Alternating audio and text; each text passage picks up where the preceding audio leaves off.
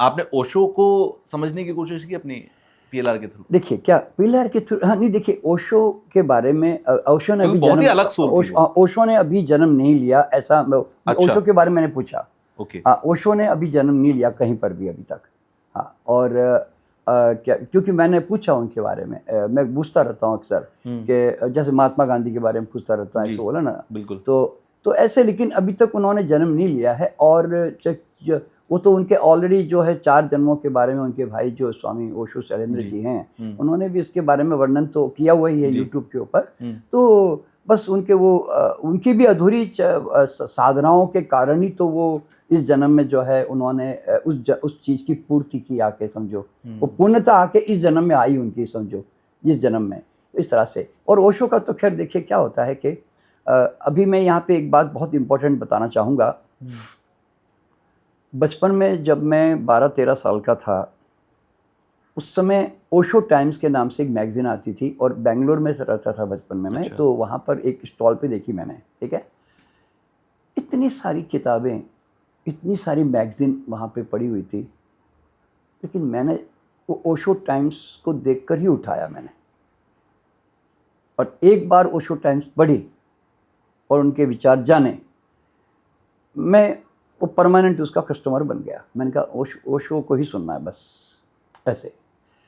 तो और जे कृष्णमूर्ति को कितने लोग जानते, नहीं जानते जनरली लोग, पर जे कृष्णमूर्ति की किताब देखी, मेरे को अपील कर गई।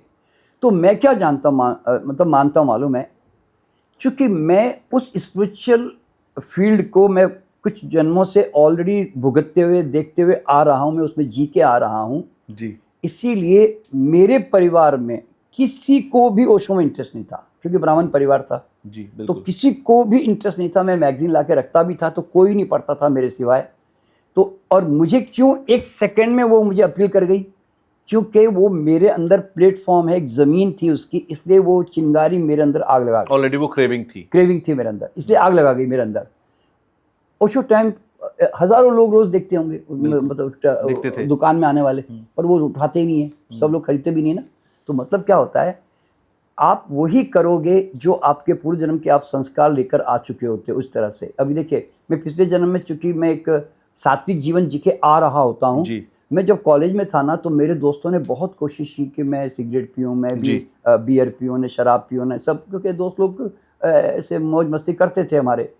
तो उसने जितनी कोशिश की ना, मैंने एक बार सिगरेट की एक कश मारी ना, और उसके बाद मैंने उनको गाली देकर मुझे फेंकनी पड़ी। मैं बोला, पागलों, तुम इसको कैसे, इस धुएं को अंदर लेना, ने धुएं को बाहर निकालना, ये तुम ये नॉनसेंसिकल काम कैसे कर लेते हो? मतलब मैंने उनको ऐसे बोला। तो अब जरा सोचो, अब मेरे अंदर ऐसा, मेरे कोई बाप ने तो समझाया नहीं, मेरे को किसी ने डंडा तो मारा नहीं कि बेटा सिगरेट मत पीना तू। बिल्कुल। वो अंदर कौन था? सॉरी।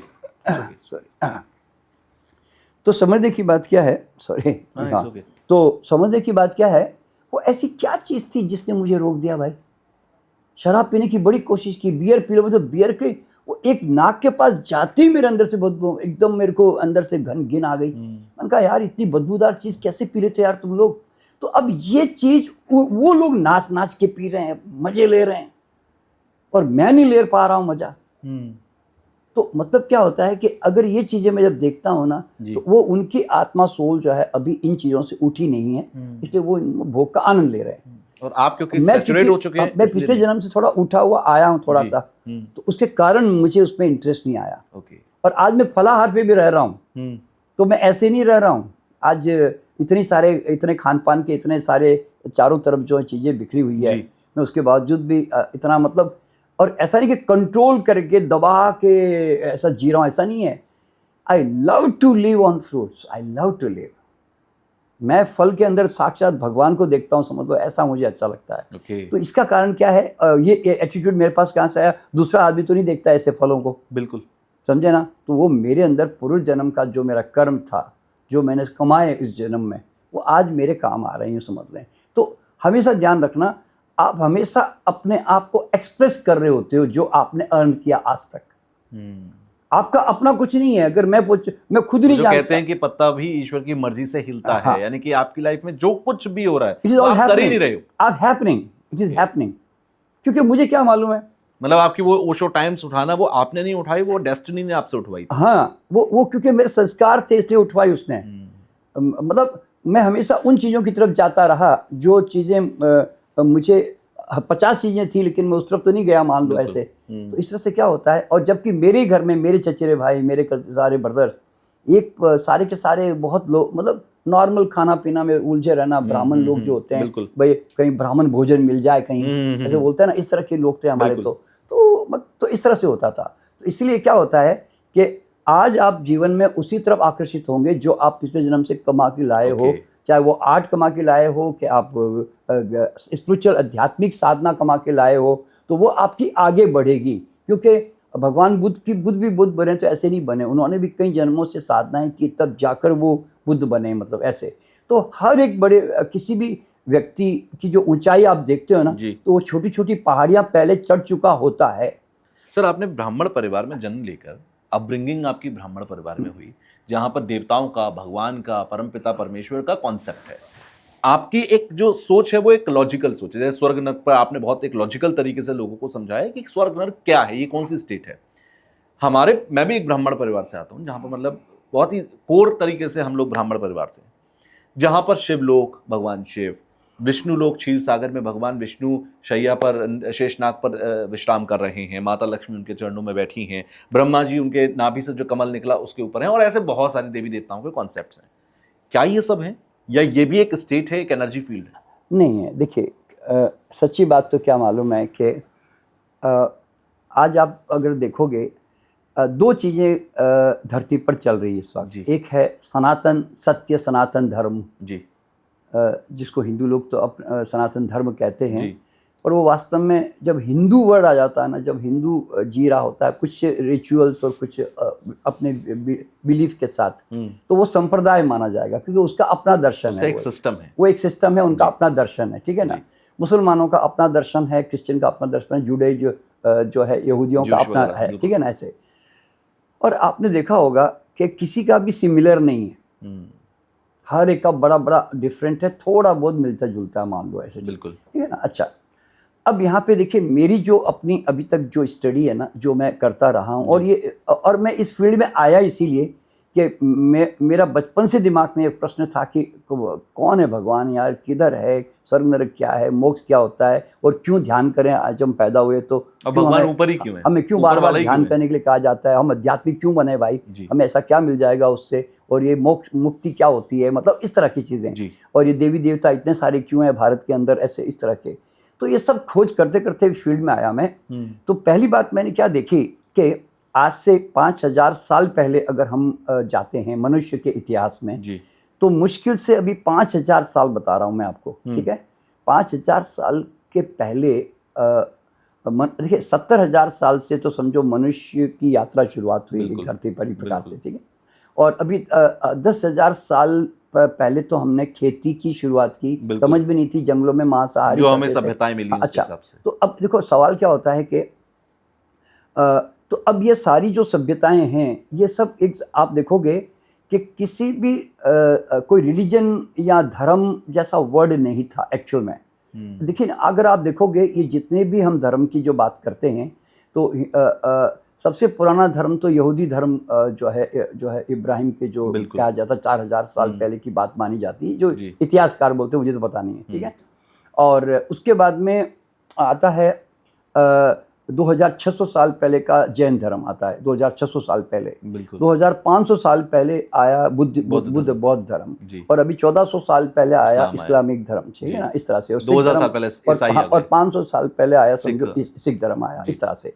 तो अब ये सब जो उसके पहले तक ये सब चीज़ें नहीं थी ना एक्चुअली, तो सवाल पैदा क्या होता है कि एक आदमी ने एक परिकल्पना कर दी कि कोई आकाश में कहीं बैठा हुआ होगा, somebody should be there, जो बोलता है ना फादर, जैसे क्रिश्चियन लोगों में मानते हैं कि भाई कोई फादर होगा जी ऊपर जो हमारी केयर करेगा, इस तरह से। तो सच्चाई ये है कि पहली बात तो इस ब्रह्मांड में मैं अपने भाषा में मैं इस तरह से कहता हूँ कि ईश्वर ने नियम बनाए और परमानेंटली सो गया, परमानेंट में कुछ करता ही नहीं, उसका कोई इंटरेस्ट नहीं है, ना वो देता है, ना लेता है, ना कुछ सुनता है, ना कुछ करता है। यानी कि मंदिर में जाके भगवान से मांगने से हमें नहीं मिला है। कुछ नहीं, वो सो गया, वो बहरा हो गया। उसने क्या, भगवान ने क्या कर दिया, इस यूनिवर्स ने, कि एक नियम बना दिए जिसको हम सनातन धर्म कहते हैं, कि जो नियम इतने पक्के हैं कि जिसमें कोई परिवर्तन नहीं होता। मतलब आग है तो जलेगी, आग ब्रह्मांड की तरह कि जन्म भी ब्रह्मांड खुद लेगा और मृत्यु भी मृत्यु भी वो स्वयंभू कहते हैं, हम स्वयंभू जब मरेगा खुद जन्म। हाँ बिल्कुल। तो इसने इस तरह की मतलब जैसे होता है ना कि सिस्टमेटिक कंप्यूटराइज सब कुछ डाल दिया कि अपने आप वो नियम से सब कुछ चल रहा होता है। ठीक है। तो धर्म को हमारे यहाँ पर लोगों ने जनरली धर्म को हिंदू मुसलमान क्रिश्चियन मान लिया, लेकिन धर्म उसको बिल्कुल नहीं कहना चाहिए, उनको संप्रदाय कहना चाहिए। और धर्म किसको कहते हैं? ग्रेविटेशनल फोर्स को। धर्म कहते हैं आग जो जलाती है, पानी ठंडा लगता है ना, तो उसको हम धर्म कहते हैं कि भाई वो नियम है जी, समझे ना, इस तरह से। तो अब यहाँ इसमें एक कविता सुनाऊंगा तो आप समझ जाएंगे कि एक्चुअली परमात्मा का धर्म कैसा है, कि धरती को क्या बीज से नाता। परमात्मा का जो नियम है ना वो धरती की तरह है। तो धरती को क्या बीज से नाता, जैसा बीज को बोया जाता उसी स्वभाव गुण धर्म को लेकर कड़वा मीठा फल बन जाता। कुदरत का कानून है धरती, कर्म तुम्हारे बीज, एक बीज के फल हजारें हजार फलों के लाखों बीज। कहे नंद नहीं कोई जगत में नरक स्वर्ग को देने वाला, नर्ग स्वर्ग हम स्वयं रचते, पल पल जैसा बीज को डाला। आहार व्यवहार विचार से हर पल बीज जो बोए, पल पल फल बनता गया, अचानक कुछ ना होए।